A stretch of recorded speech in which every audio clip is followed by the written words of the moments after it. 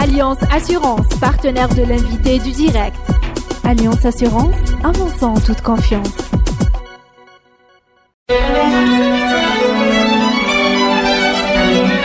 Pour bien s'entendre, il faut bien s'écouter. Rendez-vous sur M, la petite radio du Grand Maghreb. Amis auditeurs, bonjour. L'invité du direct a le plaisir de recevoir ce matin M. Salahdine Abdessamad, vice-président du FCE. M. Salahdine Abdessamad, bonjour. Bonjour. Merci d'être à nouveau parmi nous. Ce n'est pas votre première à l'invité du direct. Vous avez une grosse actualité au FCE ce dernier week-end. Vous avez organisé une université qui a plutôt bien marché. Elle a été beaucoup médiatisée. Il s'est dit beaucoup de choses. À quoi correspondait cette initiative, M. Abdessamad ? C'était surtout un grand rendez-vous pour le Forum des chefs d'entreprise de mobiliser l'ensemble des membres, mobiliser l'ensemble des secteurs et surtout mobiliser l'ensemble des initiateurs de projets, d'investisseurs, de créateurs de richesses dans notre pays. Et de ce côté-là, ça a été plutôt une grosse réussite puisqu'on est plus de 1200 participants à cette université d'été.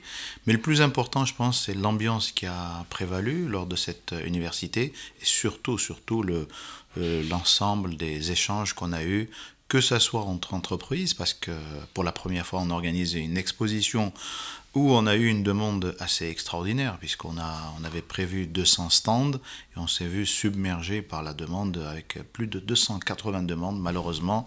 C'était le principe du premier arrivé, premier servi, donc on a eu quand même 200 entreprises qui ont pu exposer leur production, une production locale, donc à cette exposition.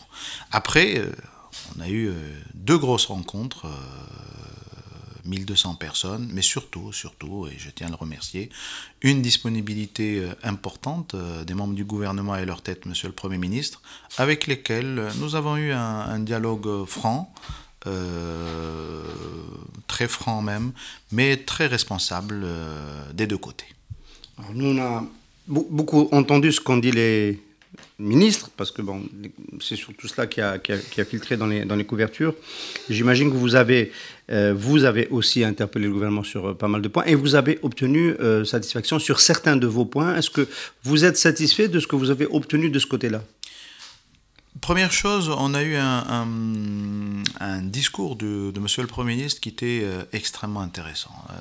Il a exposé brièvement, avec brio, on le sait, la feuille de route de son gouvernement concernant l'entreprise, concernant l'économie d'une manière générale. On ne va pas revenir sur la conjoncture, tout le monde la connaît. Mais aujourd'hui, il y a une très grande disponibilité, mais surtout des décisions importantes. Et je vais y revenir, concrètes.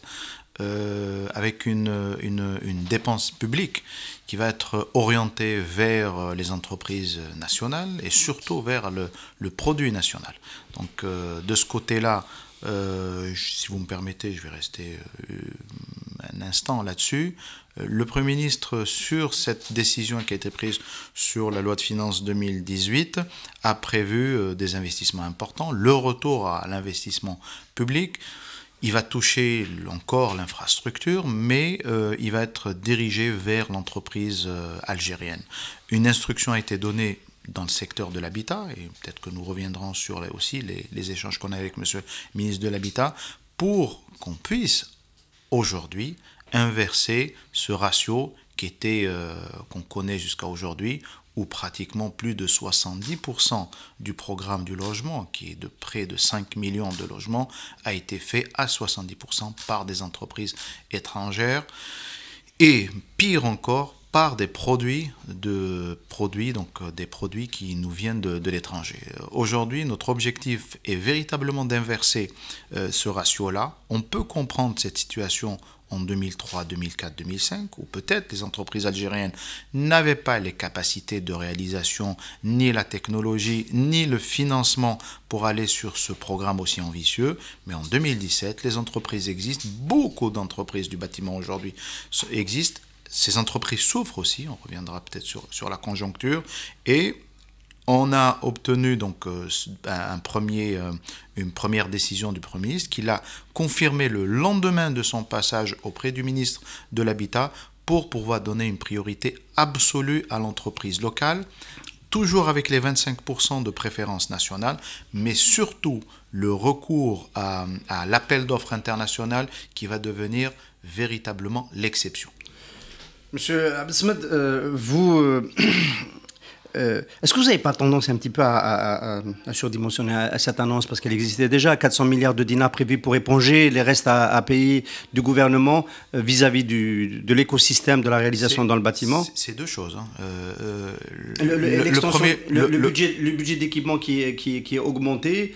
Monsieur Mitoul à cette place disait il faut voir qu'est-ce qu'il y a dedans, si c'est pour terminer ce qui n'a pas été réalisé et décaisser les années passées, ça ne peut pas être présenté comme c'est une bonne nouvelle, c'est sûr, mais ce n'est pas. Vous avez utilisé le terme de programme ambitieux. Le programme des 5 millions qui était ambitieux à l'époque, oui.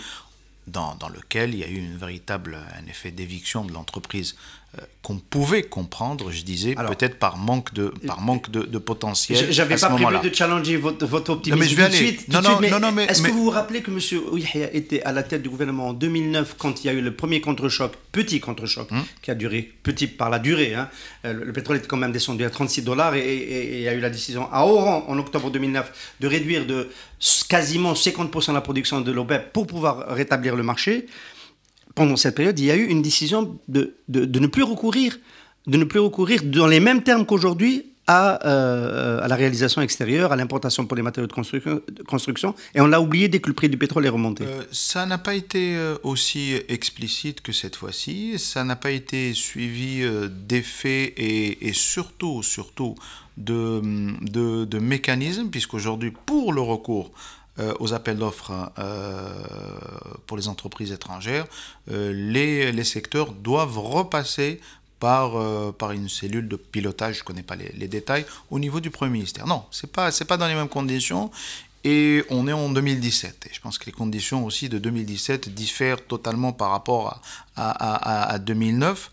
L'autre côté, oui, cette instruction, elle englobe véritablement deux volets. Il y a un volet où il faut payer les entreprises. Les entreprises ont besoin d'être payées. Le nombre d'entreprises en difficulté a fortement augmenté sur l'année 2017. On a les chiffres. Aujourd'hui, en particulier dans le BTP, et quand on dit dans le BTP, c'est toute la chaîne autour du BTP qui a été touchée. Donc, les électriciens, les plombiers, les fabricants d'aluminium, les fabricants de bois, toute la chaîne a été touchée. Aujourd'hui, la première priorité, on y travaille depuis pratiquement avril dernier, le Forum des chefs d'entreprise y travaille, la priorité c'est de payer les gens. Ces personnes doivent être payées, on a pu stopper les poursuites contre ces entreprises-là qui étaient sous le joug de poursuites au niveau fiscal, mais également au niveau des caisses d'assurance. Et on a dit on ne peut pas ne pas payer ces entreprises et d'un côté les poursuivre parce qu'ils ne peuvent pas payer aujourd'hui. Donc on a pu arrêter dans un premier temps les poursuites. Aujourd'hui, les paiements arrivent, mais ce qu'attendent ces entreprises-là, c'est des plans de charge. D'accord. Donc première bonne nouvelle, il y en a eu d'autres? Toujours dans le même sillage, c'est vraiment la production nationale. Alors, nous, on n'a jamais été pour la fermeture du marché. Ça, c'est une position historique du Forum des chefs d'entreprise, mais on a toujours demandé que le marché soit régulé plus par la norme, plus par des règles de compétition et de concurrence que par une fermeture du marché. Donc aujourd'hui, il y a deux points importants. Donc, le ministre du Commerce en a parlé, mais le Premier ministre également, c'est qu'il va y avoir une priorité, je l'ai dit, pour les produits fabriqués localement. On ne comprend pas, très sincèrement, que des entreprises étrangères qui ont réalisé les 5 millions de logements ont eu recours à importer de la faïence et des revêtements de l'étranger, alors qu'on a une production aujourd'hui. Oui, c'était ma question. Est-ce qu'on est en mesure d'assumer? Parce qu'on parle beaucoup du succès de la formule dans l'industrie pharmaceutique, mais les gens oublient que dans l'industrie pharmaceutique, il y a quand même, pour interdire les importations, il y a quand même un prérequis. Il faut que le produit qui est challengé par l'importation soit produit en Algérie par plus d'un producteur. Absolument. Voilà, et donc il y a des règles, qu'on en soit sûr qu'il n'y ait pas de rupture. Et c'est seulement dans cette condition-là qu'il est exclu de l'importation. Est-ce qu'on peut faire la même chose sur les lignes de produits du bâtiment, puisqu'on parle en ce moment du bâtiment? On peut faire ça. parce qu'on a eu la double peine. Alors, surtout les gars du bâtiment et l'ensemble des métiers qui sont autour du bâtiment. C'est d'un côté, c'est les entreprises qui réalisent, c'est ces mêmes entreprises qui vont importer des produits, souvent d'origine des pays qu'ils représentent. Des Chinois, des Turcs et autres. Hein. Ben, ils étaient plus en affaires avec leurs collègues dans leur pays pour pouvoir amener ces produits-là. Donc, et pire encore, il y a eu aussi des dépassements, puisque si on avait besoin de 1000 mètres carrés, on ramenait 1200, on installait 1000 et on mettait 200 encore sur le marché et sur le marché parallèle. Donc l'entreprise ne pouvait pas participer sur le programme qui se fait sur son territoire. Pire encore, elle se voyait aussi concurrencée sur son marché. Donc le problème aujourd'hui, c'est, on reviendra peut-être aux importations. Si on veut véritablement contrôler, et un vrai contrôle et sur lequel malheureusement on est extrêmement en retard, il n'y a aucune norme qui est appliquée à nos frontières. Ça, on n'a jamais pris ce problème d'une manière sérieuse. Aujourd'hui, on manque de laboratoires de contrôle, on manque de formation au niveau des contrôleurs et on manque de véritablement d'une stratégie sur l'application des normes. Est-ce que je dois comprendre par là que le FCE est plutôt défavorable à la politique des quotas et plus favorable à une politique de containment intelligente avec la norme? Totalement, parce que l'avenir, les engagements de l'Algérie, nous sommes des chefs d'entreprise pragmatiques. Il peut y avoir des choses conjoncturelles, on peut fermer notre marché d'une manière conjoncturelle, mais un chef d'entreprise est plutôt inscrit sur le moyen et long terme. Donc si on construit des entreprises, si on fait des investissements, c'est pour être performant et non pas pour fermer un marché et rester entre nous. Je pense que la solution à long terme, c'est pas celle-ci. Alors, on va continuer à débriefer avec vous, M. Salah Eddine Abdessamad, les déclarations de M. Ahmedou Yahia à votre université du FCE ce week-end dernier. Donc, il y a eu aussi la bonne nouvelle de l'annonce d'ouverture de certains secteurs d'investissement qui étaient fermés au privé jusqu'à aujourd'hui. Je cite principalement le transport maritime et aérien. Alors, au-delà de cette ouverture, et je reviendrai, donc le Premier ministre nous a demandé d'être impliqué sur 7 points importants. Le premier point, c'est cette connaissance de nos marchés, de notre production, de nos entreprises. Malheureusement, à ce jour, il n'y a pas une cartographie nationale sur les potentiels réels de chaque secteur, et encore moins cette connaissance au niveau du territoire. Nous, on croit énormément au territoire. On a fait une tournée sur 43 wilayas, vous savez. Aujourd'hui, ce qui se passe, c'est qu'on a un paradoxe extraordinaire. Il y a des personnes qui ont les moyens, des moyens propres, et qui cherchent des opportunités d'investissement. Il y a d'autres qui ont investi sur des secteurs qui sont pratiquement arrivés à saturation. Donc c'est ce paradoxe entre la présence de moyens donc, et d'épargne qui est encore disponible, hein, et on n'en parle pas assez, peut-être qu'on reviendra sur comment capter un peu plus cette épargne, mais surtout comment essayer de la diriger au niveau des territoires, mais surtout sur les secteurs. Qui doit faire ce matching qui n'a pas été fait? Ce matching doit se faire en collaboration avec les pouvoirs publics.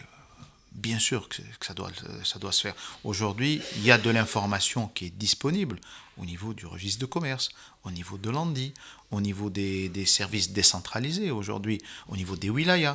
Aujourd'hui, c'est comment réussir un maillage de l'ensemble de cette information économique qui doit aujourd'hui servir d'un côté les pouvoirs publics dans leurs projections, servir les financiers, les banques, qui doivent avoir une banque qui un peu donne les grands indicateurs des secteurs, de leur maturité, et plus encore au niveau régional, et servir bien entendu l'entreprise et l'entrepreneur qui va investir, qui doit avoir aussi une visibilité sur son marché, sur ce qui existe sur son marché. Alors, aujourd'hui, ce n'est pas le cas, et je dis, je vous donne juste un exemple. On a eu le syndrome des minoteries, vous avez vu qui est vieux, mais on n'a pas appris. Aujourd'hui, on a aussi un syndrome sur les briqueteries. Aujourd'hui, ce marché est arrivé à maturité, il est vraiment surdimensionné par rapport à la demande, mais ce qui est pire, c'est que les derniers investissements qui ont été réalisés sur les 3 dernières années, qui ne sont pas encore rentrés en exploitation, vont avoir une très grosse difficulté à faire financer leur exploitation, parce que les banques aujourd'hui commencent à tirer la sonnette d'alarme sur ce secteur et sur d'autres secteurs. Alors vous dites que si on régule mieux faire rencontrer ces porteurs de projets avec ceux qui ont de l'épargne qui a besoin d'être employée, si ça se fait mieux, il y a une possibilité de tirer plus vite le PIB algérien sans recourir à de la dépense publique, hein. C'est surtout une optimisation de nos ressources. Quand je parle de nos ressources, c'est la ressource commune, c'est de la collectivité. Oui, bien sûr. Si j'ai 100 dinars, que je les investisse, même si j'ai un prêt bancaire, si j'ai un échec sur mon projet, c'est quand même un échec global. C'est toute la communauté qui... Ça veut dire que nous, on veut éviter qu'il y ait cette destruction de valeur à l'échelle nationale en termes d'investissement. Alors qu'il y a des secteurs entiers qu'il faut véritablement encourager, mais d'autres secteurs à freiner. Ça va même aider la conception des aides et des encouragements qui sont donnés au secteur. L'État peut aussi faire varier ces encouragements et ces incitations en fonction des secteurs. Si un secteur est proche de la saturation, l'État comment dirais-je, peut faire un pas en arrière sur ces incitations, mais toujours laisser l'initiative libre. Il n'est pas question à l'État de venir se substituer à un investisseur pour dire « n'investissez pas ». Elle peut dire « moi, j'ai plus d'incitation sur ces secteurs. Mais si vous voulez le faire, faites-le à vos risques et périls. » À vos risques et périls. Bon. Le climat, le sentiment quand même, parce qu'on sort là, le gouvernement Yahya démarre, celui qui a tenu la barre depuis 2012, c'est le gouvernement Sellal, et les derniers temps, on avait tendance, nous, à l'appeler Sellal Bouchouereb. L'éviction à l'investissement, il y a ce problème que vous avez cité, qui existe, qui est réel. Il y a peut-être beaucoup de valeurs qu'on peut mieux optimiser en sachant qui devrait faire quoi, dans quel secteur, et faire bouger les incitations. Mais il y a aussi au niveau du CNI, au niveau des grands choix au sommet de l'État, on a quand même le sentiment que sur de grands secteurs où on pense faire beaucoup de plus-value, il y a une rente politique qui a joué et qui fait de l'éviction. On voit Cévital à Abdjaya revendiquer donc de réaliser son complexe de trituration. Il se dit que, de ce que nous savons, nous, qu'il y a un candidat à l'ouest, moi je vais le citer, c'est Kouninef, qui serait sur le même projet, et que c'est pour cela qu'il est bloqué. Kouninef, cercle présidentiel, ça passe pas tant que... C'est ce que nous avons comme information. Le message qui est donné, l'incitation, dans les grands investissements, je peux citer un autre exemple, celui de la canette, où il y a encore une fois un investisseur de l'ouest qui a bloqué un investissement au CNI, où il y a un partenaire étranger, un financement, un projet solide, etc. Et je peux citer beaucoup de projets de ce type-là où la façon d'organiser l'investissement dépend d'une rente politique. Et c'est tout le pays, là aussi, on perd de la valeur, tout le pays, parce qu'on a besoin d'emploi, on a besoin d'investissement, on a besoin de créer de la valeur. Le FCE, sur ce plan-là, est-ce que vous trouvez est-ce que vous pensez que, parce que ceux qui ont souffert de la période précédente avec Bouchoueleb, il y a aussi des membres du FCE, je les ai reçus dans l'investissement dans l'automobile, a été bloqué parce qu'ils n'étaient pas dans les bons clous. Est-ce que vous arrivez à réguler tout ça dans le forum des chefs d'entreprise pour que ça fonctionne bien? Le plus important aujourd'hui, c'est de construire des mécanismes et de mise en œuvre, de suivi et de mettre des statuts sur ces différents projets d'une manière transparente. Et le plus important aujourd'hui, c'est que l'administration économique connaisse véritablement une mise à niveau importante. Le CNI, par exemple, vous n'avez pas une proposition de réforme du CNI? Aujourd'hui, le Conseil national d'investissement. On avait déjà proposé l'augmentation du plafond. Donc on l'a obtenu puisque ça a été fait. Aujourd'hui, le problème, et pourquoi j'ai parlé de la cartographie, cette connaissance, c'est de pouvoir donner aux gens la possibilité d'avoir plus de visibilité sur l'investissement, sur sa saturation, sur la concurrence et sur ses potentiels. C'est aussi de dire qu'aujourd'hui, il est temps d'avoir un véritable choc de simplification au niveau de l'obtention il y a trop comment dirais-je, pas d'entrave, mais il y a trop d'autorisation. Il faut que l'autorisation devienne l'exception. Aujourd'hui, il faut que l'investissement soit totalement libéré. Maintenant, l'État, là où pourquoi ce CNI? Pourquoi le passage? C'est parce qu'il y a des incitations. Le problème, il se pose à ce niveau-là. Si on renonce à ces incitations, on ne passe pas devant le CNI. On ne passe pas devant le CNI. Mais Si vous avez un même projet, c'est un risque d'éviction aussi. Si moi j'ai les incitations, moi je ne l'ai pas, je ne vais pas faire le projet. Aujourd'hui, il faut revoir tout ça. Il faut qu'il y ait plus de transparence. Il faut que l'État revienne à son rôle, un rôle régalien. Monsieur le Premier ministre l'a dit à l'ouverture de notre université d'été. L'État doit revenir à son rôle régalien qui est d'assurer que la compétition soit saine, juste et transparente entre l'ensemble des acteurs. C'est ce que vous voulez faire, M. Tebboune, peut-être, mais de manière maladroite. C'est une question que je vous pose, M. Adsmada. Et c'est la position du forum. Vous l'avez dit. Est-ce que c'est ce que vous voulez faire, M. Tebboune, mais avec beaucoup de maladresse, c'est-à-dire rétablir une forme d'équité, considérant que, par exemple, M. le président du FCE, Ali Haddad, bénéficiait d'une rente politique qui était injustifiée et il voulait répartir l'investissement et donner des chances à tout le monde. Est-ce que vous pensez que c'est ça qu'il voulait faire? Sincèrement, c'est pas ce qu'a ressenti la majorité des chefs d'entreprise du FCE, mais globalement en Algérie, sur la démarche de l'ex-premier ministre. C'était une démarche anti-business tout simplement pour vous? C'est la lecture qui a été faite, et je vous le dis, c'est pas ma propre lecture, mais je la partage également, de l'ensemble de la communauté des chefs d'entreprise ont été très choqués du comportement de l'ex-premier ministre et l'ont senti comme une attaque directe pour l'ensemble des gens qui créent aujourd'hui la richesse, l'emploi et la croissance dans ce pays. Et vous considérez aujourd'hui que cet épisode est fermé dans la façon dont s'est déroulée cette université? Vous rétablissez un dialogue de qualité avec le gouvernement? Nous, quel que soit le gouvernement qui est en charge, nous sommes des chefs d'entreprise, nous sommes une organisation et nous sommes une organisation de la société civile. Vous savez, je vous pose... le Forum des chefs d'entreprise, ce sont des Algériens et des Algériennes qui font partie de cette société civile, qui ont décidé de s'organiser autour d'une organisation. Et cette organisation ne peut pas travailler sans une interactivité ni en relation avec nos autorités. Je vous pose cette question parce que j'ai eu le plaisir de recevoir M. Reda Hmiani, président du FCE en 2014. On faisait le point de la situation, on n'était pas encore dans le contre-choc, peut-être fin 2013, dans l'une des premières émissions de Radio M, l'invité du direct, et il mettait tout sur la loi de finances de 2009, avec toutes les décisions qui avaient été prises, 51-49, la domiciliation bancaire, etc. C'était le gouvernement Ouihia. Et donc, on peut retomber dans des situations où ça ne va pas dans le bon sens. Vous savez, nous sommes pragmatiques. Nous allons regarder les choses telles qu'elles nous sont présentées. Aujourd'hui, il y a un certain nombre de décisions et d'annonces qui vont vraiment dans le sens de l'entreprise. Nous allons les prendre, nous allons les soutenir.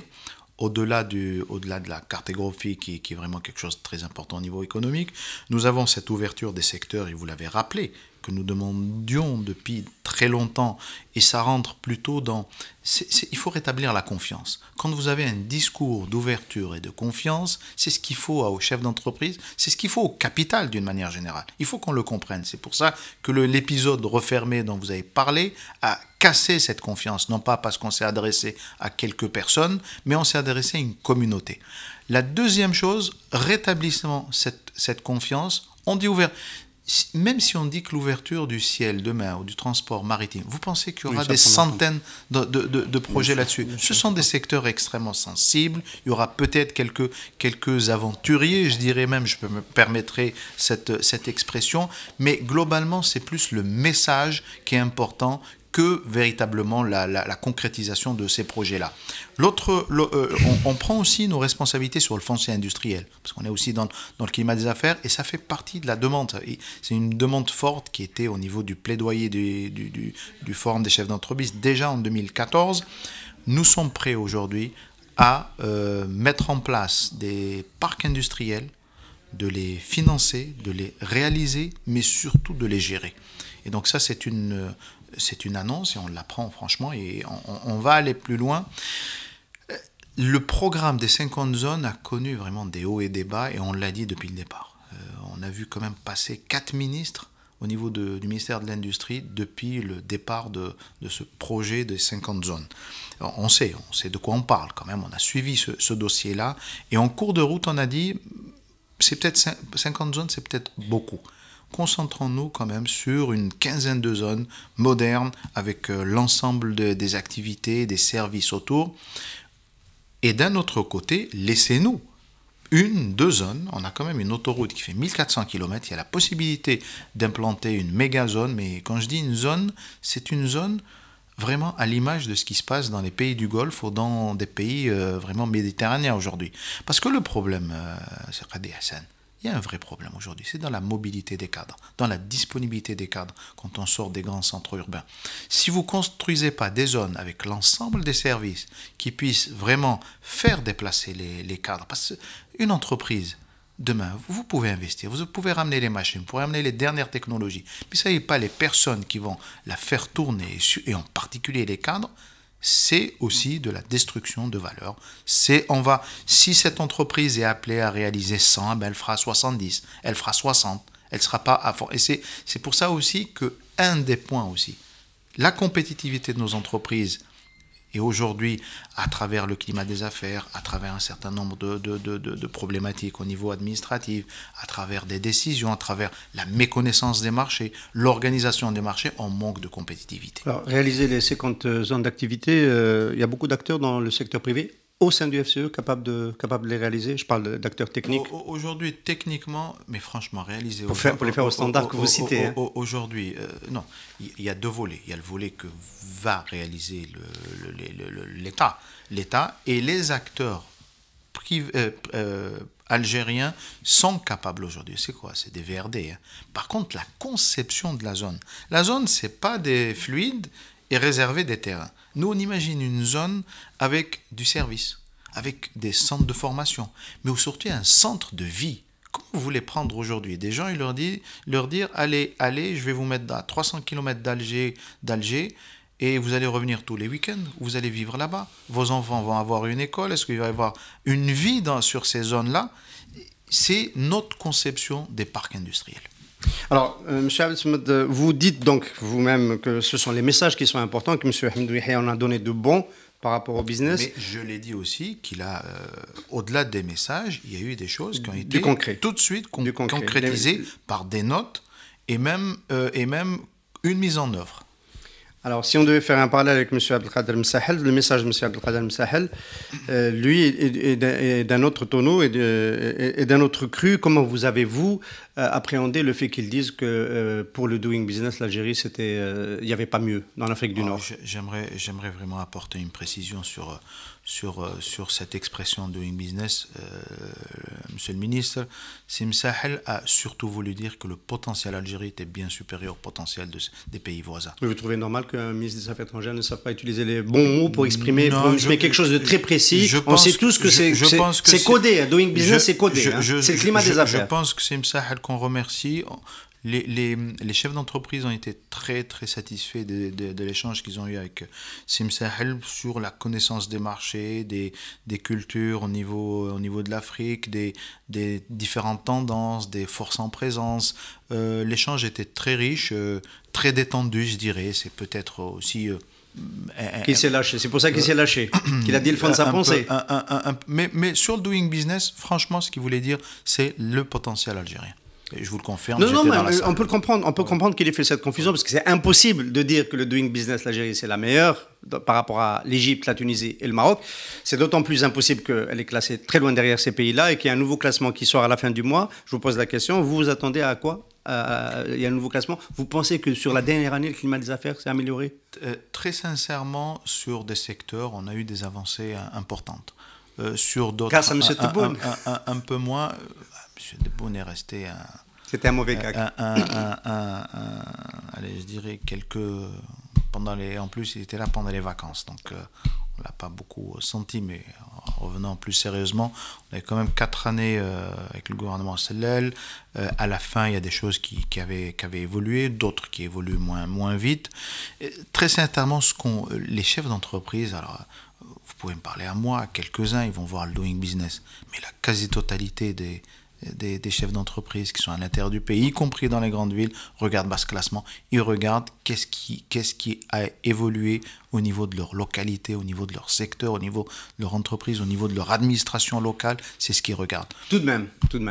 Lorsque on est l'Algérie, on est confronté à cette persistance du modèle mono-exportateur, lorsqu'on a dans le programme officielle du gouvernement et dans tout ce qui s'est fait de structurel, je pense à la task force et à ce nouveau modèle de croissance, la volonté de diversifier ses exportations et qu'il y ait un ministre des Affaires étrangères qui vient déverser les propos qu'il a déversés sur le modèle marocain, sur le fait que les banques marocaines soient déjà parties en Afrique de l'Ouest, que la RAM, malheureusement pour nous, pour notre pavillon national, taille des croupières dans les slots africains à Air Algérie qui auraient dû être bien en avance, lorsqu'il tient ce discours que personne en Algérie de raisonnable ne peut assumer.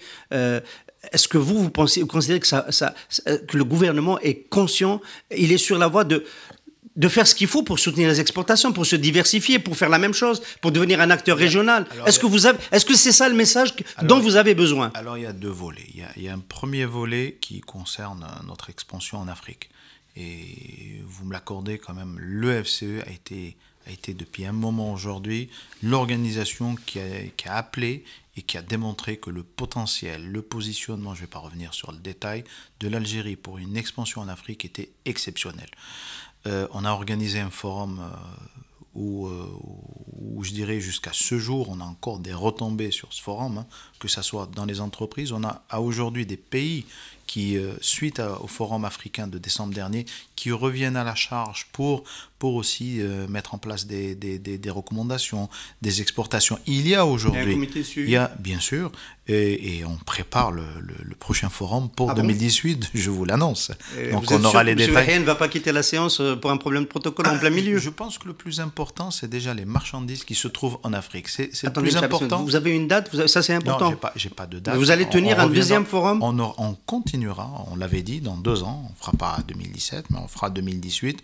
On est en train de le préparer sur un autre format, mais on continuera notre investissement parce que c'est un investissement stratégique pour nos entreprises, c'est un investissement stratégique pour notre pays. Je vous l'accorde. On sent bien que ça est bien perçu au niveau du FCE et bien perçu au niveau des entreprises. Ma question, c'est par rapport à votre interlocuteur souverain, le gouvernement. Il y a quand même une malédiction par rapport à l'Afrique. Il y a eu ce terrible incident avec monsieur Sellal Abdelmal qui a quitté la séance pour un problème de préséance, la séance inaugurale en présence de tous les invités de l'Algérie. Et puis il y a monsieur Abdelkader Msah El-Jiarivri qui tient un discours très négatif. Alors vraiment, on n'a pas l'impression, quand on écoute les ministres, on n'a pas l'impression qu'ils se mettent au niveau de l'échelle. C'est un discours qui a été tenu avec des chefs d'entreprise, ou peut-être alors je ne suis pas un diplomate, je ne connais pas les codes de la diplomatie. Moi, je peux par contre vous apporter une réponse assez claire, et qui est d'ailleurs, qui certains de nos amis chefs d'entreprise ou citoyens au niveau de l'Ouest reconnaissent. C'est vraiment un sentiment d'un citoyen algérien. Quand vous avez un pays aujourd'hui voisin, qui est le premier producteur de hashish dans le monde, qui est le premier exportateur de cannabis dans le monde, qui tire, un département américain, hein, et qui tire 25% de son PIB du trafic de cannabis, il y a de quoi s'inquiéter, parce que aujourd'hui, il y a des grosses problématiques de trafic aux frontières, mais le plus important, ce sont des dizaines de milliers d'Algériens aujourd'hui qui sont touchés par ce fléau de consommation de hashish. Alors, là, vraiment, c'est une réaction de citoyen. Si vous me permettez, je finis. Oui. Alors, les gens parfois sont offusqués. Moi, j'ai jamais entendu un Marocain être offusqué quand l'humilité de notre représentation au Maroc a été piétinée, quand notre drapeau a été piétiné également. En 2013. Et en 2013. Et je suis d'autant plus offusqué quand j'entends ces mêmes pays dire et parler du surarmement de notre pays, qui assure 7 frontières, alors que le Maroc en a que 2, qui assure 7 frontières et qui assure même des milliers de kilomètres où se pratiquent les pires trafics d'humains, les pires trafics de drogue, les pires trafics d'armes, et dans ce même pays, on s'en offusque au Maroc, est pratiquement la première barrière sécuritaire de notre cher voisin marocain. Donc très sincèrement, parfois quand je lis des choses et la réaction des uns et des autres, en tout cas, je n'ai pas lu cette même réaction quand notre drapeau a été piétiné et notre représentation au Maroc a été violée. Monsieur Salah Absebet, cette réaction existe au Maroc. Il y a des démocrates qui ont réagi, tout comme si elle existe. Sincèrement, je peux vous renvoyer des Marocains qui n'ont pas aimé ce qui s'est fait et qui l'ont fait savoir. Mais non, ce n'est pas le propos. Le propos, c'est quand on est ministre des Affaires étrangères devant le Forum des chefs d'entreprise en 2017, avec les déficits de balance de paiement que nous avons, avec un plafond de 30 milliards d'exportations qu'on ne risque pas de dépasser les 2 prochaines années, et qu'on a besoin d'exporter autrement, qu'on a besoin d'être actif, de se redéployer, notamment en Afrique, lorsque on évoque une expérience, lorsqu'on devrait dire pourquoi les banques algériennes ne sont pas encore en Afrique, pourquoi la Air Algérie n'a pas créé le hub africain qui permet de faire d'Alger. C'est ça le propos. Et quand on tient le discours, vous l'acceptez. Tout ça, on l'a dit. On a besoin des réponses, on n'a pas besoin de descendre une autre expérience. Pour Air Algérie, nous l'avons dit, d'ailleurs, on l'a toujours dit, on l'attend et on l'encourage, et c'est bien aussi que cette ouverture du secteur aérien va aider Air Algérie pour aller à la conquête de l'Afrique, parce que je pense qu'elle ne pourra pas faire toute seule. Et aujourd'hui, il vaut mieux être 2 ou 3 pavillons nationaux à aller affronter la concurrence que de rester seul, et surtout seul le jour où il y aura l'Open Sky. Ça, c'est le premier point. Le deuxième point, un des sujets sur lesquels le Premier ministre nous a demandé de nous impliquer, c'est l'export. Alors l'export aujourd'hui, et on l'a dit, on ne peut pas s'improviser exportateur le jour où on a un peu plus de pommes de terre ou un peu plus de médicaments ou un peu plus de cela à aller exporter. L'exportation est un métier, c'est une stratégie surtout. Alors au niveau de l'exportation, ce qui est très intéressant, vous avez parlé d'annonce. L'annonce qui a été faite par le Premier ministre, mais surtout par le ministre du Commerce, sur laquelle on a beaucoup travaillé, je vous assure, c'est quelle est la place des intermédiaires pour l'export, quelle est la place des traders. Pour la première fois, le trading va être consacré au niveau de la nomenclature. Le statut de trader, parce que, alors, je vais me permettre encore une comparaison avec des pays voisins.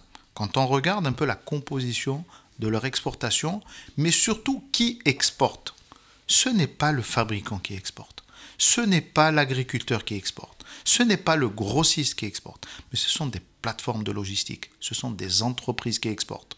Et 70% de ces exportations-là, pour parler juste des 2 voisins, voire le voisin de l'Ouest, est faite par des multinationales.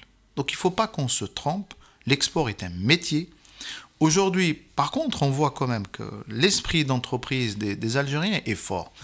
Quand un métier ou un secteur ou une entreprise atteint une taille critique, là, elle peut devenir pratiquement autonome. Elle peut aller le faire au-delà d'une stratégie définie d'un pays. Aujourd'hui, les exemples existent. Certaines dans la pharmaceutique, d'autres dans l'électronique, dans l'agroalimentaire, commencent à avoir leur propre réseau.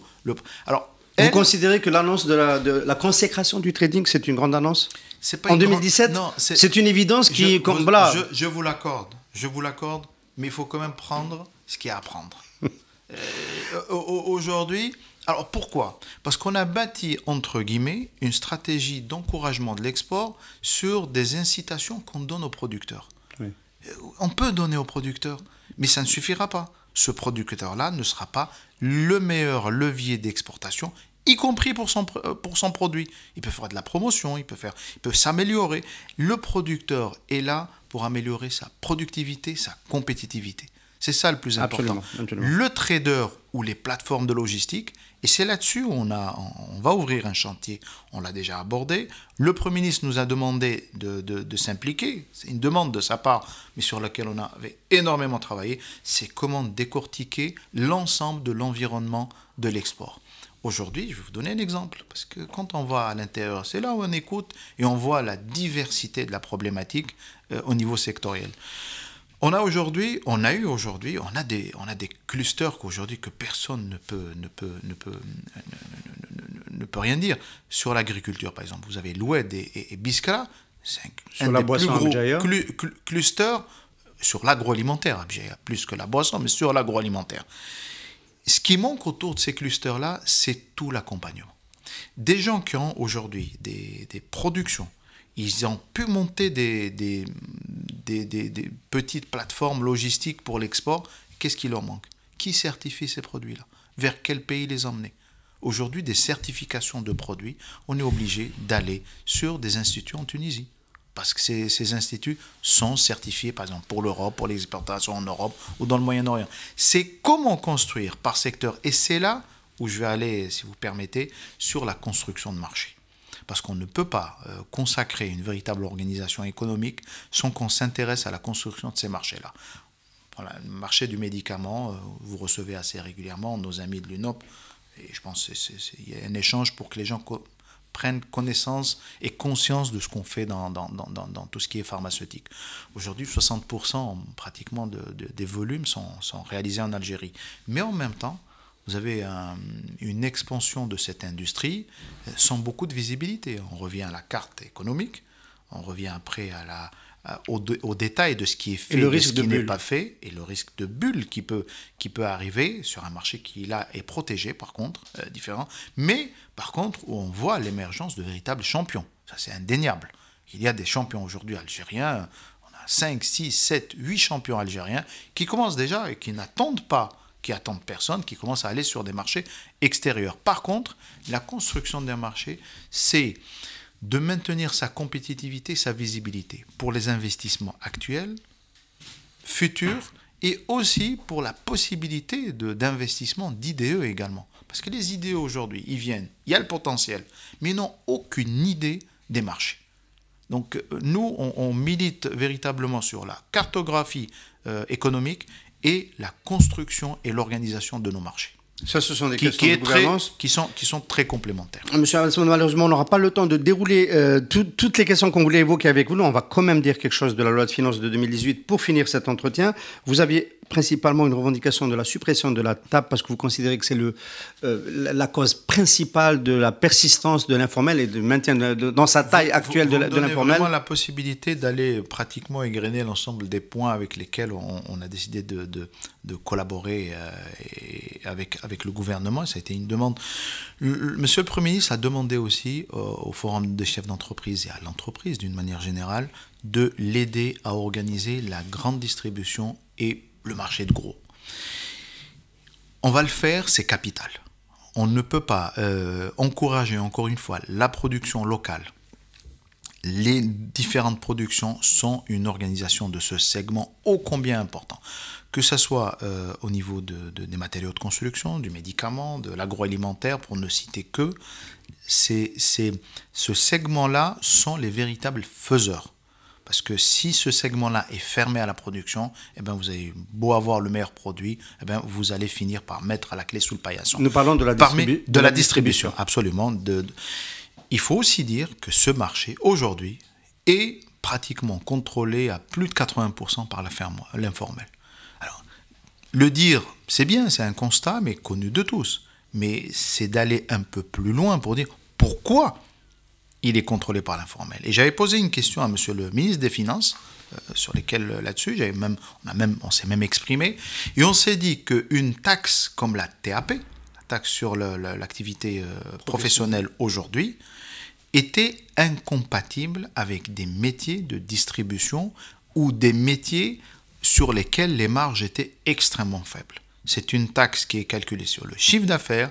Si un industriel ou un commerçant peut la payer, même si elle est injuste, et on ne va pas refaire le plaidoyer de la TAP, mais si on veut véritablement faire évoluer la distribution, la grande distribution, les marchés de gros, si on maintient la TAP, si on n'a pas une réforme fiscale qui touche ce segment-là, je pense qu'on pourra écrire ce qu'on veut, et ça ne sera pas possible d'amener des acteurs sérieux, ou alors d'envoyer les acteurs actuels, et parfois on a des professionnels, pour les formaliser.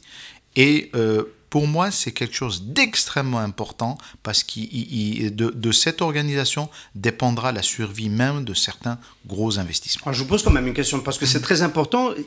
Il y a beaucoup de mes invités qui ont ici même fait le même plaidoyer que vous, notamment pour la distribution, la TAP, qui fait que elle pousse l'informel à rester dans l'informel.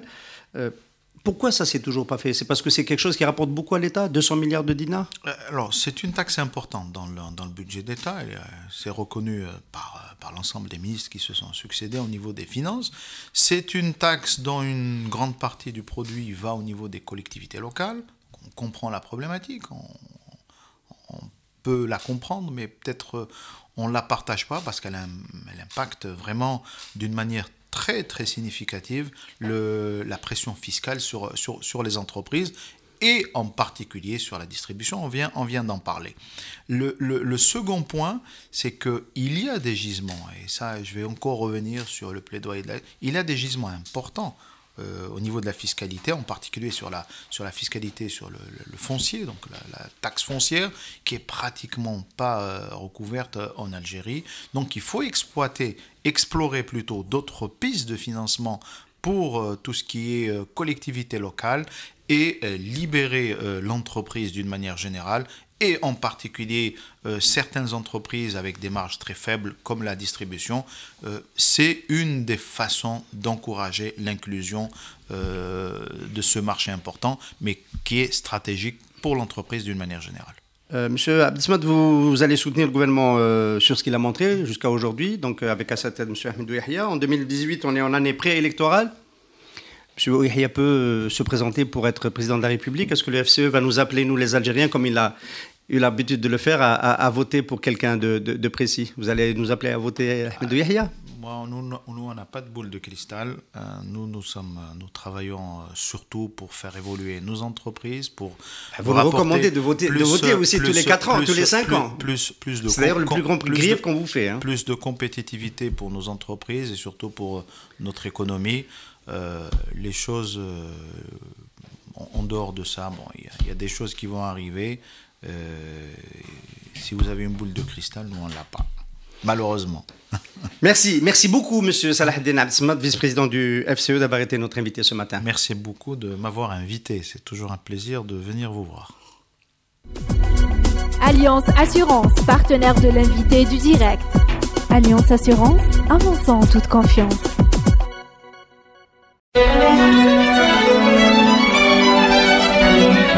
Pour bien s'entendre, il faut bien s'écouter. Rendez-vous sur M, la petite radio du Grand Maghreb.